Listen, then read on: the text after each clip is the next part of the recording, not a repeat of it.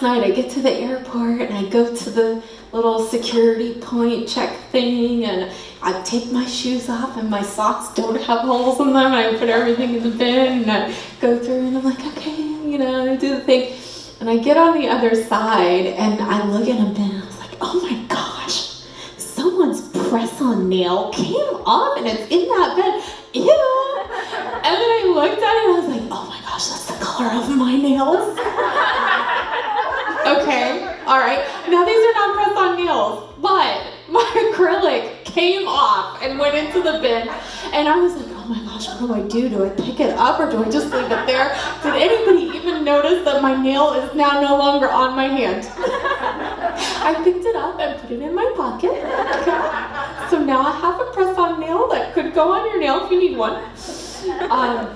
I thought that was hysterical though, because then I was thinking, great, now I have to go up and talk about shame and fear and I'm going to be missing a nail, and that's not good. So anyways, I just thought it was hysterical and a great way for me to just prepare to be real and prepare to talk to you about the fact that we don't have to have it all together and we don't have to be perfect. And in fact, none of us are perfect.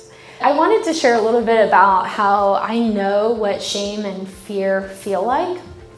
And that's because one of the great ways to begin recognizing shame in your own life is to understand how it feels, to build awareness. So in my own life, I've worked to try to build awareness on these topics and to really help myself learn about how they operate in my life.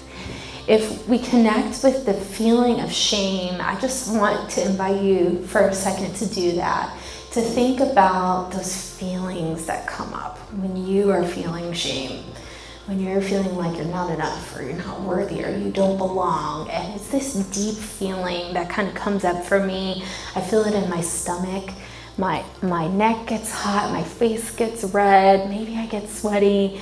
And there's just this almost like shrinking feeling, like I have to shrink, or I am not worthy enough to stand tall.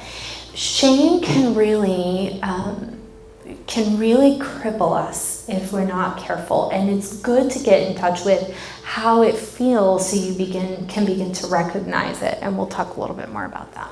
So when we're operating in fear and shame, we are not operating in what God says we are in the Bible. And then this is important for a leader because judgment towards ourselves or others cripples our ability to activate love, grace, and faith.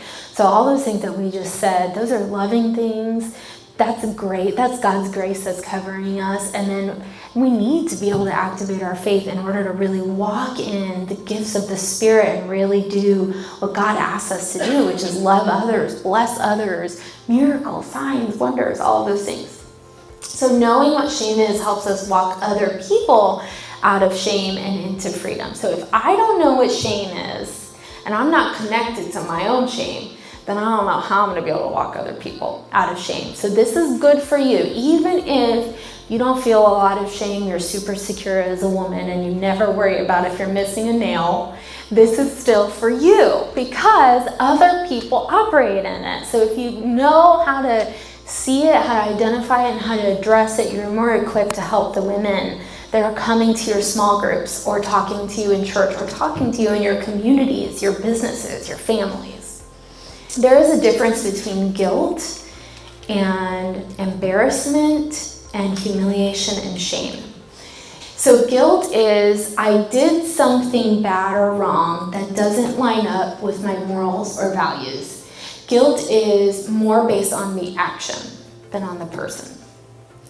Embarrassment is kind of fleeting. You can laugh about it.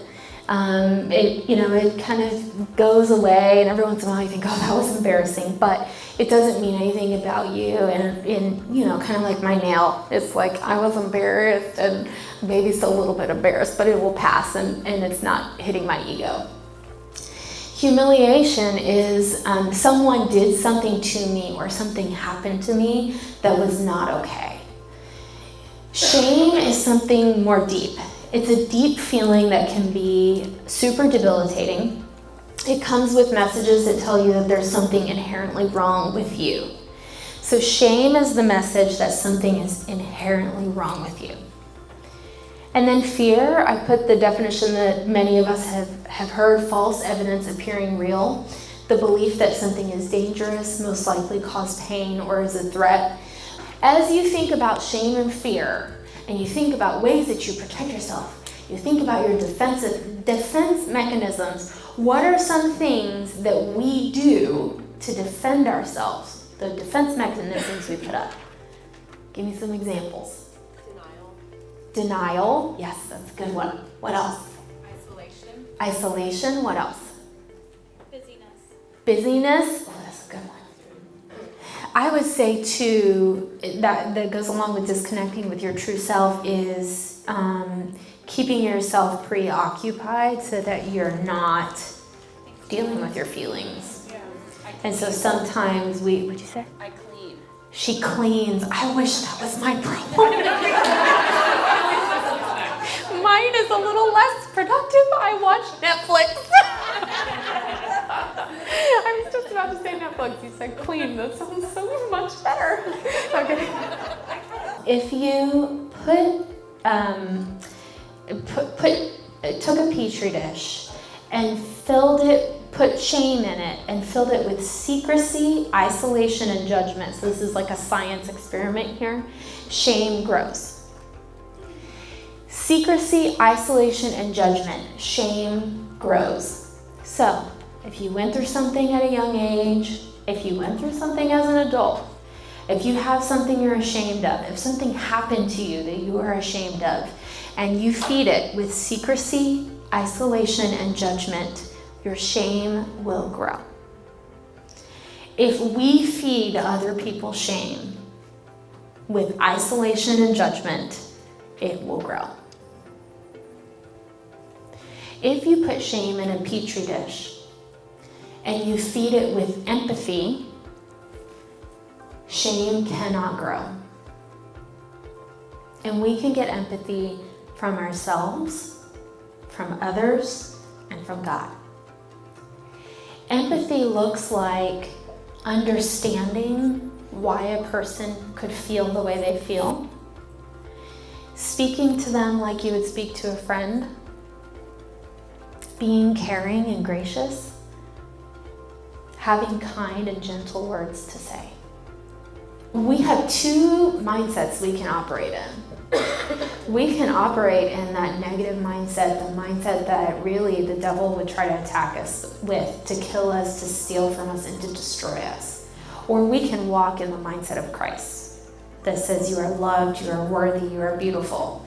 And we get to choose with our thoughts. Sometimes our beliefs that we're not necessarily thinking about but are deep within are harder to really identify, but we can start with our thoughts. Understanding neural pathways of the brain. I wanted to give you a quick example. When we go through trauma, sometimes it kind of sits in our brain in our short-term, maybe even subconscious memory, so we're not necessarily aware that it's there.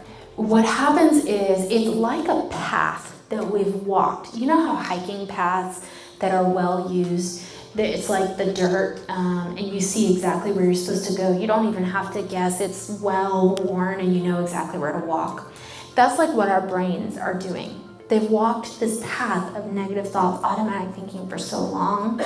So what I'm asking you to do is to literally walk off the path. And what happens when you walk off the path when you're hiking? You gotta for whatever reason, I imagine the machetes that they've taken. You gotta probably because I've been in a lot of Hispanic third world countries. You take the machete and you have to cut stuff down, and you might get a little cut up. And it's painful and it's difficult and it's annoying, and that's what I'm asking you to do. Walk off the path. We try to avoid negative feelings sometimes, and the way that we do that is by taking control or doing certain things. Negative feelings sometimes can be signals. We don't like to feel them, and so we try to avoid them, but they're there for a reason. Feelings are not wrong. What we do with feelings is what's healthy or unhealthy.